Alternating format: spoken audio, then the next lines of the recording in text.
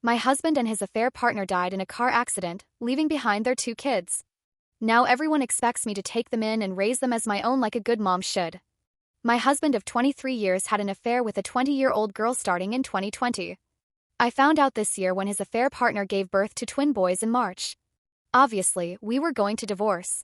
We've been hashing things out since then. It's been a lengthy process due to some properties we own in common, and we needed to get an accountant because he used the shared account for his affair. Finally, things seemed to be getting close to the end when both my husband and the woman he cheated with were killed in a car crash. By some miracle, the twin babies were not harmed in the crash. Now they are orphaned and neither set of grandparents can take them in permanently. My husband's parents are both in assisted living. He had no siblings and the only aunt who could take them refuses. She's been child-free her whole life. On the woman's side, I'm not sure of all the details, but her parents are also unable to be involved long-term, and her only sister lives overseas. Since we were still married and he had not updated his will, all his assets are set to pass to me and our 2 children. I'm not callous enough to leave those babies with nothing, so I agreed to let whoever becomes their legal guardian have the remaining balance in the shared account, about $25,000 in savings. The issue is that no one wants to take them in. Now my in-laws are pressuring me to take them in and raise them. The problem is I don't want to at all. I wouldn't love them and I don't want to be the evil stepmother, but I know a big part of me will always have some level of resentment toward them. I would probably favor my own children. It's not their fault, but I truly loved my husband and I thought we were happy before I found out about the affair. We have 2 daughters, 14 and 16. Obviously, we had disagreements, but we never insulted each other before. Then I found out about the affair and he began calling me names and blaming me for his cheating. He became abusive and even tried to kick me out of the house, my childhood home, which is not shared property. For the record, I'm also raising teenagers alone now. I don't have the energy to raise babies anymore. My daughters hate their baby brothers. I tried to get them to spend time with their dad as we were divorcing, but they refused. Since this all came out because of the babies, there wasn't really a way to sugarcoat the situation, and they are also too old for me to get away with it. Most of my friends agree it's not my place to care for those children, but my in-laws, the affair woman's parents, and my mother want me to raise them. I know my mom is just having grandkids fever, but it hurts not to have her support. I have to make a decision by next week or the boys will be going into foster care. At the moment, they are temporarily placed with their maternal grandparents. I feel horrible, but I am very sure I can't take them in. Would I be wrong if I refused to take them in? First update. Hey everyone, this blew up far more than I thought, and I appreciate the well wishes for my girls, the boys, and myself. Also, thank you to the many lovely people offering to help give the twins a good home. I might not be their mother, but it touches me and makes me glad there are good people out there. After thinking carefully, speaking to my lawyer, reading responses, doing research, etc., I plan to speak to the grandparents tomorrow and refuse to take legal guardianship of the boys.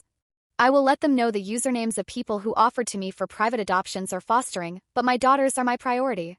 It will be up to the twins' grandparents to decide if they'll proceed with adoption, keep them, or turn them over to the state.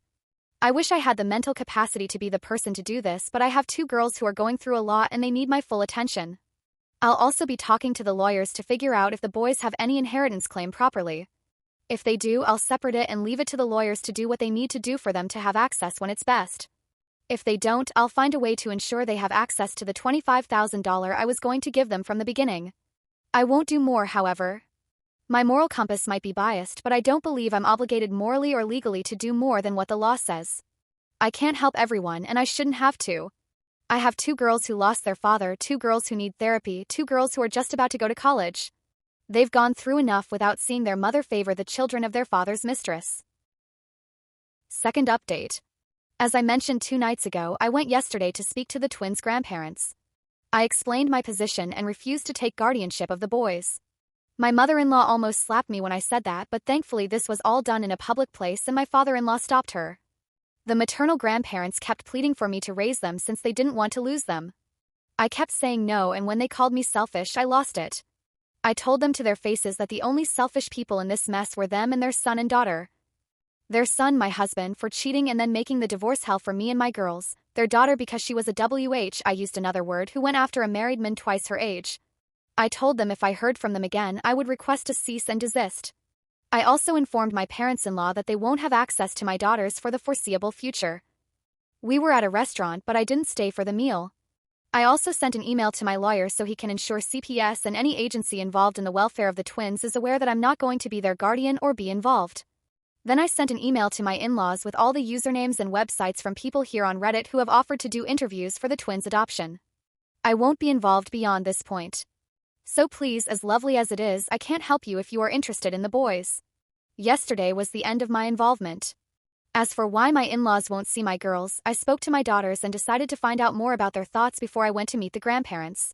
My youngest refused to speak to me, which I found very out of character for her. My eldest then asked for just the two of us to talk. That's when she explained that my in-laws had been going on about how the girls need to get ready to go to public school instead of their private school and get jobs right out of high school, since I would have to provide the twins with private schooling and college money.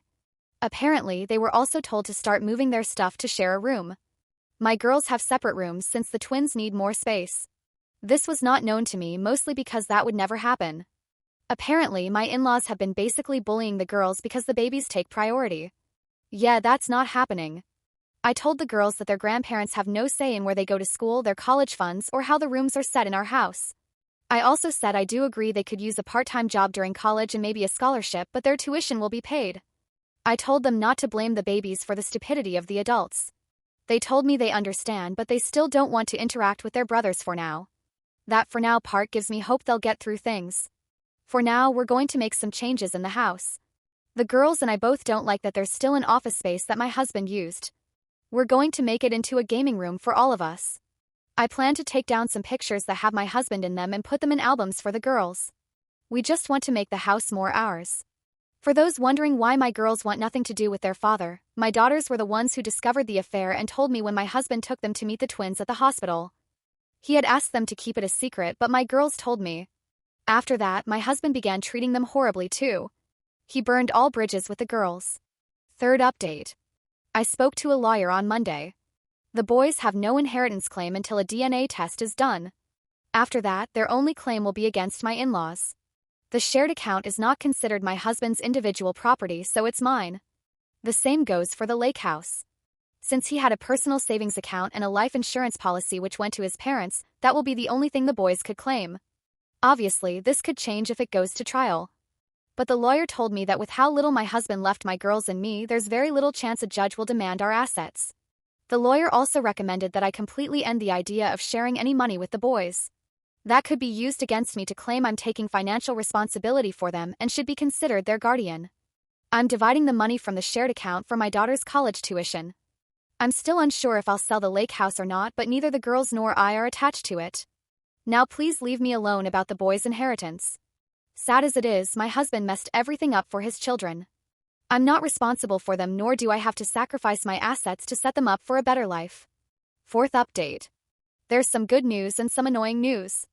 The good news is that the boys were safely retrieved by CPS from their maternal grandparents and will be placed in foster care until a permanent arrangement is made. I found out when it happened because their grandparents and my mother came to scream at me at work. In all honesty, I'm glad this happened at work and not at home. It's made me consider moving, as I don't want my daughters exposed to any of this. An annoyance I had soon after was getting a call about my inquiries into fostering and adopting. Apparently, my information was sent to CPS as someone interested in fostering the twins and eventually adopting. I immediately explained the situation between the grandparents and me, and the operator was speechless at first. She apologized for the situation and told me she would make sure I wasn't bothered about the process. I also got served this morning. My in-laws are suing for grandparents' rights. They are also suing for custody. Apparently, they are planning to leave their assisted living, which they really shouldn't, to buy a house that allows kids to get the twins back, and now also want custody of my daughters. My personal lawyer immediately gave me some instructions I won't share to safeguard myself and my daughters from some risks during a possible custody battle. My lawyer and I both suspect my in-laws want the girls to be parentified as caretakers for the twins since my in-laws have mobility limitations. It will be a cold day in hell before that happens. I don't see CPS placing the boys with them to begin with. Not all is bad news. I'm starting therapy next week, and my eldest daughter is once again talking about the colleges she wants to attend. We still haven't really talked about their father or gotten them to agree to visit his grave. I myself haven't gone there, and I'm trying really hard to get used to not calling him my husband anymore. I had nothing to do with the funeral plans aside from paying bills, and from what I heard, his parents had the epitaph "devoted and beloved husband, father and son" written on it. I find it a joke.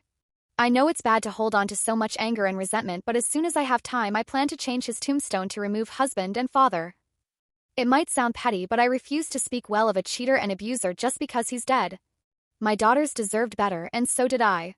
And for anyone complaining about me changing the tombstone, I pay for everything in the end. So stick your complaints you know where. I don't think I'll post another update until the whole mess with the grandparents' rights lawsuit is resolved. So to the kind people who have sent support to me and my daughters, thank you so much. Maybe I'll have good news in the future. Fifth update. Hey everyone. Some people have been asking me for updates, and to be honest, I had nothing until today. To start, cousins from my ex-husband's side of the family took the boys in. I know them. They are lovely, and I know they'll give the twins a great life. The new parents, calling them Matt and Kim, talk to my daughters and let them know if they ever want to reach out to their half-brothers, they just have to call. Otherwise, they can just see them as distant cousins. My girls thanked them but insisted they don't really want a sibling relationship at this time, though maybe as cousins it will be okay. I did offer them the money from the shared account since they are family, but they said not to worry as they don't need it. Kim even insisted I use that money for a vacation for my girls and me. Apparently, I look like the living dead. They also set very strict boundaries with my in-laws and the parents of my ex's affair partner. They can see the boys, but they won't be seen as grandparents. This apparently caused a big fight with the affair partner's parents, and Matt and Kim then cut them off. Again, threats of suing for grandparents' rights were thrown around, but they went nowhere. That's how I found out why the affair partner's parents couldn't take the boys permanently. The father is a convicted felon in an abuse case. I won't share the details out of respect, but if what Matt and Kim told me is true, I'm glad the boys won't grow up with that man as an example. The only reason his wife had temporary guardianship was because of the sudden death of the parents and the process to find a relative to raise the boys. She would have had to live away from her husband to allow permanent custody, and she wasn't willing to do so. My ex-in-laws realized that threats were not going to work, so they agreed to be great uncles instead. Good for them, I guess. Now they want me to let them live with me and the girls since they left assisted living recently, and the place they were in doesn't have any openings. This place has a long wait list, and the only reason they got in originally was because my ex and I offered to pay for 5 years in full. They still had 2 full years paid for, which I was going to cover. After everything they put my daughters and me through, I'd rather burn money on a grill than spend it on them. I know they want my girls and me to be their caretakers. I won't even consider it. My daughters have their own paths to follow. And honestly, I want to consider meeting someone new. I know it sounds like I'm moving on too quickly, but I've been working to move on since I found out about the affair. I don't think my ex deserves me to go through a mourning period. I already mourned our relationship. At least that's what my eldest daughter said. Funny enough, she's been encouraging me to go out and meet someone. We still have that custody lawsuit from my ex-in-laws going and a few other issues that I will update when I have more. But I wanted to at least let everyone know the boys are safe and together. Sixth update. So we had mediation this week for the grandparents' rights lawsuit. This is just to avoid taking up space on a judge's already heavily stressed docket, though I knew it would go nowhere. My ex-in-laws' demands were for the girls to either be in their custody or spend weekdays with them and weekends with me. Even the court-appointed mediator told them they were not being realistic with their expectations.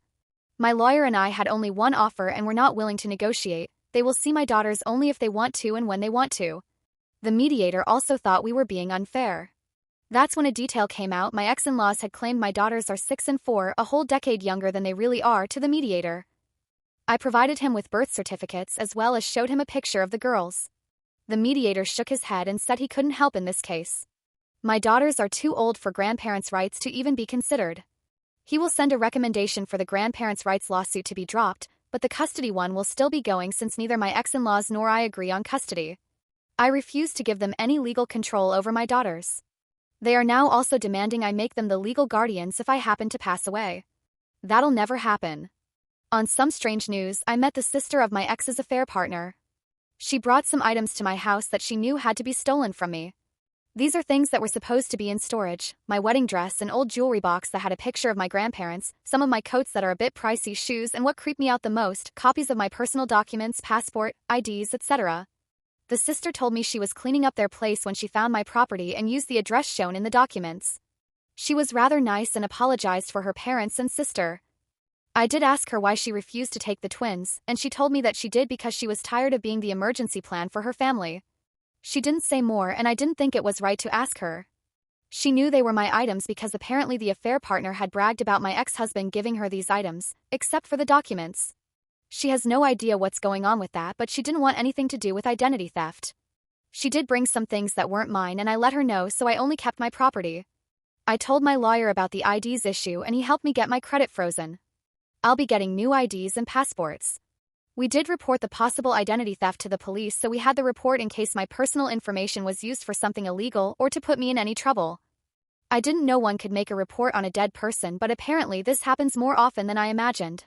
And no, this won't turn into a posthumous conviction. It's just paperwork to protect myself.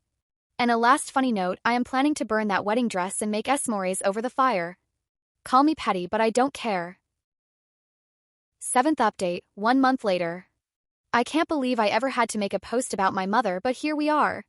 My 45F mother, 71F, and I have a difficult relationship. My mother was an old-school traditional wife. She was a homemaker, never did any work outside the house, and had far more kids than what I think is healthy, 7 girls and 6 boys. She is originally from Guatemala and came to the US when she was 14. She married my father here, had her family here, and tried to make sure my siblings and I had old-school values, something she really failed at. Most of my siblings are as far from my mother as humanly possible. 2 of them sadly passed away. I'm the only one who stayed nearby to take care of our parents. And since Dad died, I've taken on my mother's bills so she can live comfortably. She's always been a dramatic headache, especially when it came to my marriage.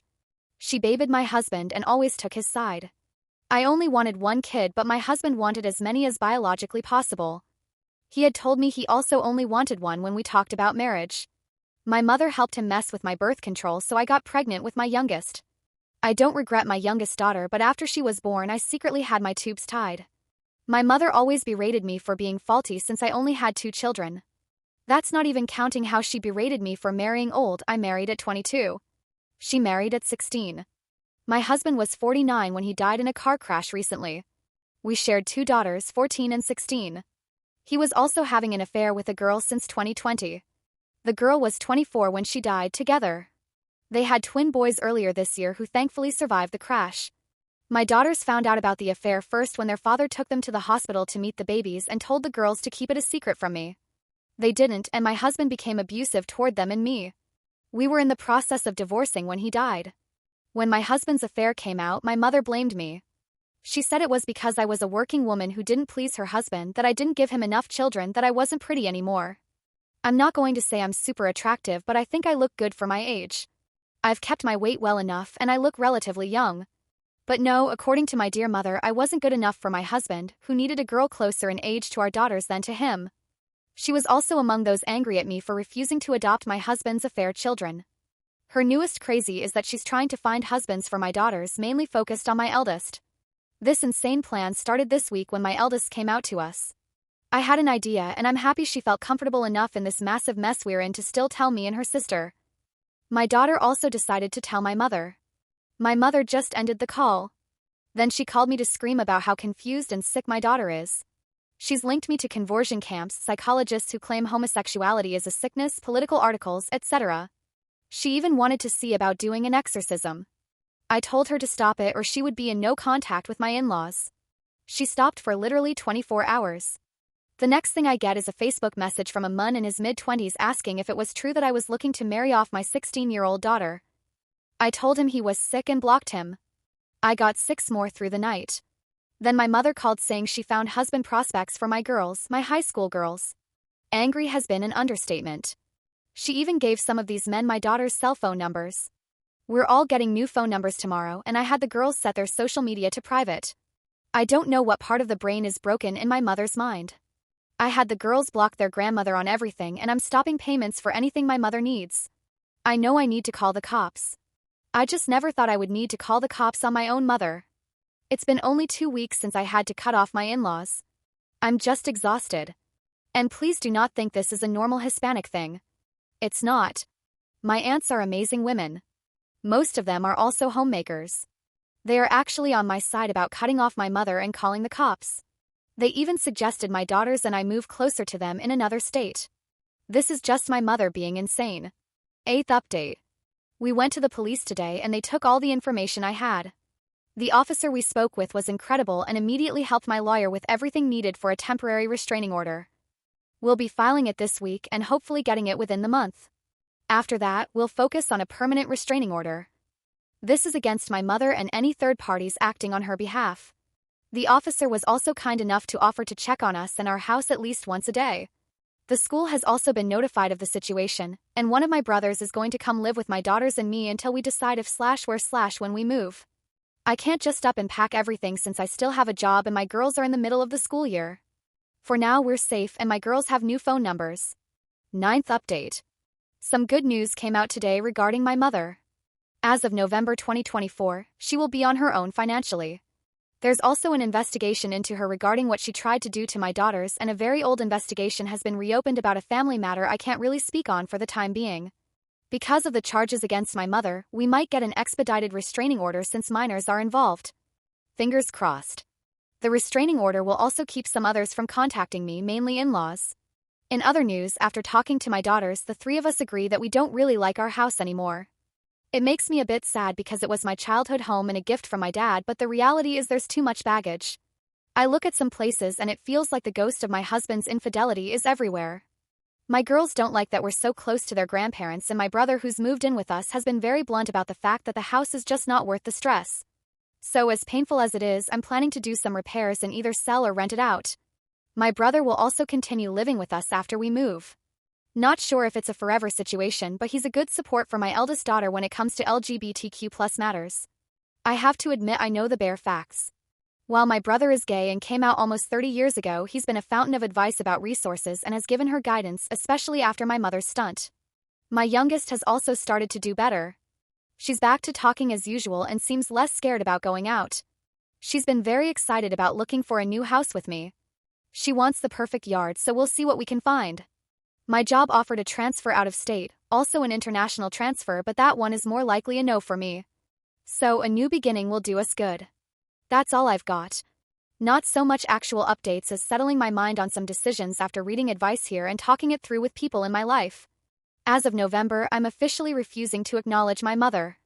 As far as I'm concerned, my parents were gone after my father died. 10th update, 5 months later. My daughters, 17 and 15, have a strained relationship with my ex-husband's parents, 78M and 80F. My ex passed away in an accident last year, and we've had some major family drama since due to his cheating and him leaving 2 boys born from his affair partner orphaned. She also died. Part of the drama has been my ex-in-laws trying to get custody of my daughters and also trying to live with us. We're going to court over the first one, and the second will never happen. Where we live, there's a weekend market with fresh produce, eggs, meats, and other products straight from farmers. This week was extra special since it was my youngest's birthday. Since her party is later in the month, I decided to give her a budget and set her loose at the market to get whatever she wanted, mostly chocolate and sweets. After an hour, I started getting worried. And just before I called her, she called me. She was crying, saying some weird people had cornered her. I ran to her with my oldest daughter to find 6 older women berating my daughter for being unchristian, for refusing to spend time with her paternal grandparents, or for not wanting to be a good big sister to her poor orphan baby brothers. My daughters are the ones who found out about my ex's cheating and the babies, so they aren't fond of the kids. It's trauma and they are working with a therapist. I got between the group and my daughter, told my eldest to go pay for the stuff her sister had and to go to the car. Then I turned to the women, some of whom I knew from when we went to my ex-in-law's church, and ripped them a new one. They told me I was worse for refusing to obey my ex-in-laws like a good Christian wife. Eventually, the screaming got too loud and we were all asked to leave the market. I met with my girls in the car, the women following me like a group of vultures. I managed to get in the car and drove away. After my girls went to bed, I got online to talk to another member of that church whom I'm on good terms with. I told him about what happened, and after he apologized, he told me what was going on. My ex-mother-in-law posted a massive story in the church's Facebook group about how horrible my daughters and I are, how we are leaving them homeless and penniless, they inherited my ex's personal bank account and his life insurance, and how my daughters don't even talk to them. She also accused us of being the reason she lost her grandsons. The boys are now living with distant relatives of my ex-husband. Basically, it was a sob story worthy of a Hallmark movie. And of course, they were getting all the love and support from the more extremist members of their church. This church and its members are a bit annoying, especially with LGBTQ+ topics. But they have a small saving grace: they are incredibly strict about cheating. It's a big no-no, be it from a husband or a wife equally. Now, how did she get around blaming me for the affair children without exposing the cheating? She claimed the other woman was our surrogate since I was unable to have more children. Then she said I didn't want the babies because they were boys, which is absolutely disgusting to be accused of. Well, I decided it was time to clean up this mess. And since I was mid-divorce when my ex died, I had all the evidence needed. And since the divorce wasn't completed, I don't have any legal ramifications for releasing all the evidence. I was off the next day and went to a print shop to get copies of all the delightful pictures of my ex cheating, his text conversations with his affair partner, the ones with his parents confessing to his cheating and giving him support, my ex-in-laws harassing me about the divorce and my coup de grace, all the emails and text messages of them bullying my daughters about their baby brothers. In one of them, they call my daughters bastards and tell them it was their fault their father died since they told me about the affair and I began the divorce. This one was literally 2 days after my ex died. I paid extra for all of this to be printed on beautiful high-quality paper. Then when I got home, I sat down for hours to make delightfully personalized binders. They look like the little prayer song packets the church gives for everyone to take to sing hymns. The first picture when opening the binders is my ex and his side woman making out in our living room. Their faces are easy to discern and the girl looks nothing like me, different skin tone and hair color. Underneath I wrote ex-husband's name and affair girl's name as love story. I took them to the church before service. There's a desk in the back with the songbooks for people who need or forget their own and they never check them. The gossip mill was quick and harsh. The names my ex and his affair partner got called on Facebook were so bad the pastor himself had to get involved just to keep things relatively PG-13. People were angry at my ex-in-laws for their abuse toward my daughters. But what made me laugh was that I was still in the wrong for the divorce, but it is understandable that I failed in my duties after the shock and I possibly will one day return to the light. Unlike my cheating husband and his Jezebel, they used another word I can't say here. I imagine. I got 2 apology letters in the mail for my girls and an invitation to join the church for support. As for my ex-in-laws, they got shamed into leaving the church. My ex-mother-in-law made a post on her wall about how alienated she feels and how no one cares for the elderly anymore. How she wished her great son was still alive since he would have taken care of her and her husband. With what money I don't know since I was the breadwinner. Explanation on the will. My ex-husband had a will that named his parents as beneficiaries. As far as I was aware, he had told me he had named our daughters, not them. I never pushed for me to be the beneficiary, as my own will has my daughters as the beneficiaries, not him.